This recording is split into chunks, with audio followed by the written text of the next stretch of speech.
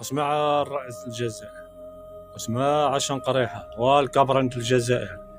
الجزائر قوة ضريبة ودولة كبيرة ومزيانة وفيها الرملة والصحراء فيها كل شيء. راه ولا مشيتو اتخذتو شي قرار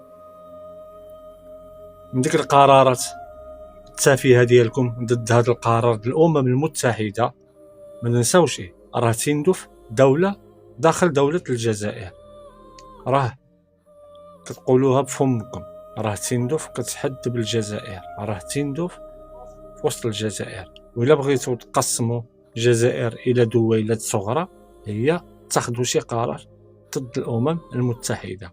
وراه ما عندك الساكنة الإخوان، وتشوفوا الجزائر كتقسم على 6 ولا 7 دويلات، لاش كاين بزاف القبائل وزيد هادي. ولا مشاو تاخذوا الكبرانات شي قرار ضد القرارات الأمم المتحدة، يعني اللي هي القرارات الحاسمة.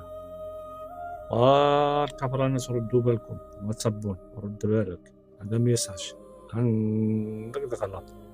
خلي الصحراء الموالية، الصحراء الموالية، الصحراء مغربية وغتبقى مغربية إلى يوم يبعثون.